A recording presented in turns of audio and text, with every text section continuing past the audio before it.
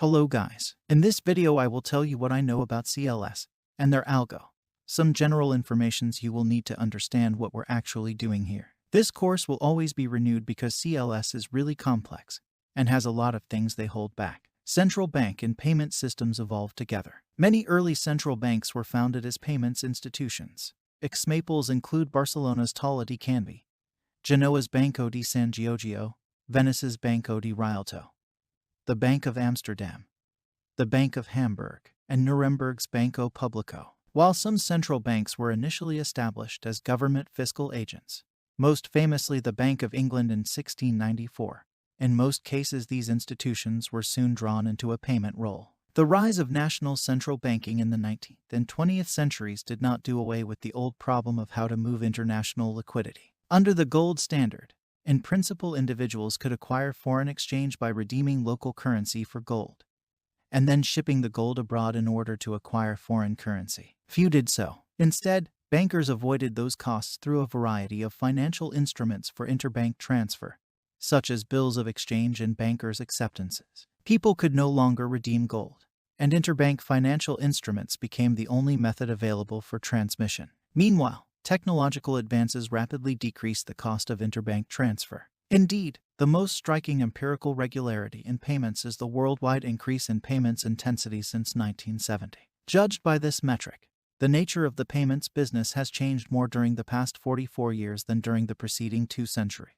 The increase in payments intensity mirrors the increase in financial markets trading, particularly trading in the markets for foreign exchange. But while the volume has changed dramatically over this period, the nature of the transactions has not. FX transactions are commonly thought of as instantaneous trades of fiat money, one central bank's liabilities against another. But at least up until 2002, they were simply faster versions of the old interbank transfer mechanisms. Since 2002, however, central banks have increasingly detached themselves from FX trades by delegating their settlement to a private institution, the CLS bank. Traditionally, banks used bilateral financial instruments to bridge different units of account.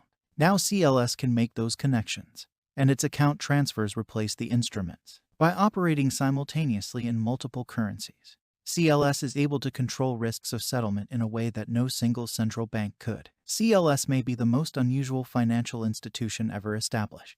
By day, it is the largest institution on the planet. By night, it hardly exists. It handles about half of the world's foreign exchange transactions, but it is also privately owned and operates with fewer than 500 employees. It was originally designed to do one job: settle international payments, and it does it with extraordinary efficiency. Pressure from the world's central banks more or less forced CLS into existence, but its position leads to extremely thorny policy questions for those same central banks. CLS came into being in 2002 as a result of regulatory dissatisfaction with traditional arrangements for settling foreign exchange transactions. Settling foreign exchange trades poses special challenges both because of the sheer size of the post-Bretton Woods FX markets, and because the underlying nature of foreign exchange creates risks that are resistant to traditional risk-limiting strategies such as netting and counterparty substitution.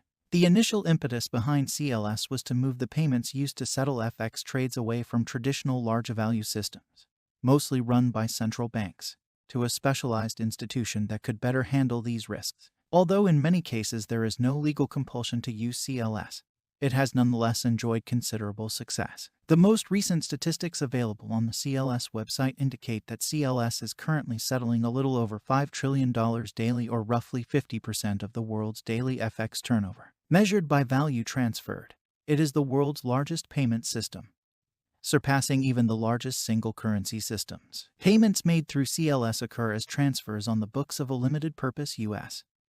bank, the CLS Bank, supervised by the Federal Reserve in cooperation with other central banks. CLS has access to the Fed's large value system, Fedwire, and also to large value payment systems in all of the currencies it operates in. Deposits, known as pay-ins, and withdrawals from CLS Bank, payouts, occur in central bank funds and occur immediately via the appropriate large value, real-time gross settlement, RTGS, system. Thus, CLS functions as a daylight bank with no deposits in its accounts overnight. Payments over CLS can be made by member commercial banks in any of its participating currencies, with about 45% of CLS payments occurring in U.S.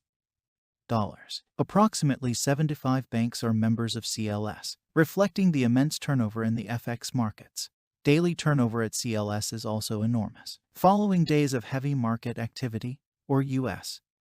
legal holidays, when 2 days of settlements must be compressed into one, the value of payments made through CLS can be breathtaking. The current record daily value is $10.3 trillion on March 19, 2008, in the wake of the Bear Stearns collapse. Each bank begins the settlement process by making its pay to CLS. These payments are made through RTGS systems in central bank funds, in the example, through Fedwire for the dollar payment and through CHAPS for the sterling payment.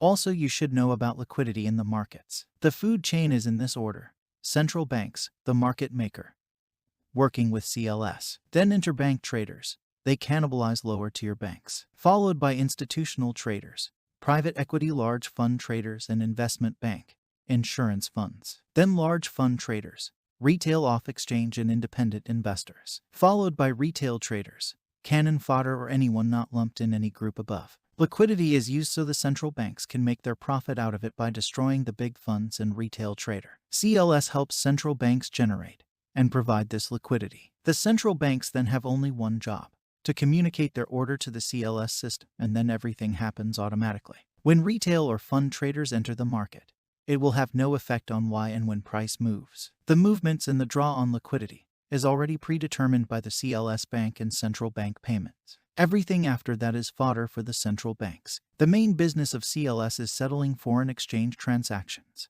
but it has branched out into other activities. In early 2008, it launched a service, in cooperation with DTCC, Depository Trust and Clearing Corporation, for settling credit derivatives trades. By virtue of CLS connections to multiple large value payment systems, there is no technological barrier to using it to settle other types of trades as well. The CLS system is owned by CLS UK Intermediate Holding, and its operating rules are governed by UK law, while the account management agreement between the system's members and CLS Bank International is subject to US law. The CLS system began its settlement operations in September 2002 with 7 eligible currencies: the US dollar, euro, yen, pound sterling, Swiss franc, Australian dollar, and Canadian dollar. At the end of 2018, it had 18 eligible currencies and 72 direct members. In the next video, I will explain some timing parts of CLS. This will be the most important parts.